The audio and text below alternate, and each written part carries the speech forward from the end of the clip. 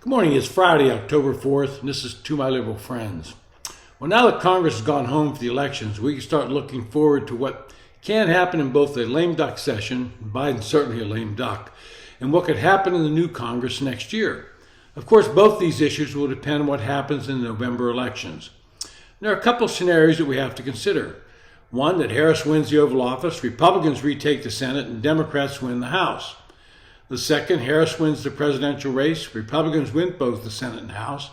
Or third, Harris wins the White House and Democrats control both houses of Congress. Then we'd have to look at what would happen if Trump wins. If Trump wins and the Senate's Republican and the House Democrat, Trump wins, the Senate stays with Democrats and House with Republicans, or Trump wins and the Republicans and Democrats control both sides of Congress.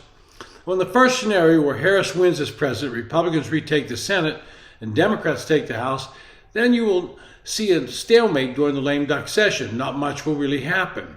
If Harris were to win the White House and Republicans win the Senate and keep the House, then again there won't be much occurring, as Democrats in the Senate would stall any Republican moves to pass legislation, and more than likely Joe Biden would veto it. And then we have the third option where Harris wins the White House and Democrats control both the House and Senate. If this were to occur, the Republicans would simply fold their tent, and Democrats would attempt to pass all of the Biden agenda items that have been stalled during the Congress. They do this because they know they have control next time and nobody could stop them. This would allow Harris to come to the White House to set her own agenda without having to worry about things that had not been passed in the previous Congress. Now we have to look at what would happen if Trump were to win the White House. The scenarios are pretty much the same because Democrats can still control the Senate, and in that case, Congress would simply pass a continuing resolution to fund the government for the rest of fiscal year 25 and probably adjourn. I don't think there will be much stuff passed by either the House or Senate if Trump were to win the election. Once again, it will be a short-lived lame duck session with a CR to fund the government. And that brings us to 2025 with a new president and a new Congress. Well, my prediction is the Republicans will regain control of the Senate. I don't think any Republican seats will fall in the hands of Democrats. The West Virginia seat, held by Joe Manchin, is a sure bet to go to the Republicans. Out in Montana, John Tester's luck might have finally run out as he's trailing in the polls in a state which Trump will surely win. There are close races in Ohio, Michigan, Wisconsin, and Nevada where a Republican might pull the upset. And we also have Maryland, where the former governor, Larry Hogan, could well win the Senate seat. His opponents run into some financial scandals where she failed to pay HOA dues for many years, but more importantly, she took property tax breaks she was not entitled to have. What I think will happen is the Republican Senate and the House will be up for grabs. No matter who the president is, if the Republicans control the Senate, it's a major coup on their part. If Harris becomes the president, she will have a difficult time getting very liberal nominees through the Senate. Any legislative agenda she has will have to be negotiated with the Republican majority, and that will include nominees to any of the courts. Now, if the Republicans are able to keep the House and win back the Senate and have Trump win, then I would expect them to cut spending, unlike what Trump did in his first term. I believe this is what Republican voters expect to happen. Unfortunately, politicians like to spend money, and that includes both Democrats and Republicans, and seem to ignore the size of the national debt that keeps getting larger and larger. One thing that has to be done in 2025 is Congress must pass a new tax bill.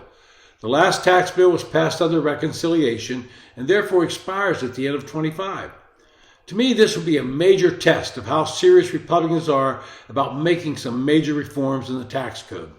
The first thing I would do is allow the top rate to go back to 39%. It was a mistake in 2017 and gave the Democrats a talking point. It only affects taxable income for a married couple of over $751,000. And that's not a lot of people. And that will produce some revenue. And with that, I would raise the standard deduction from $29,200 to $33,000.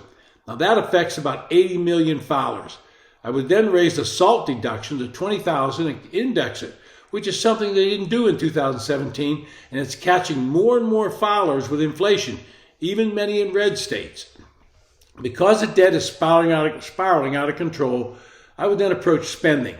I would mandate that every department and agency cut their budget by 4% for the next 4 years.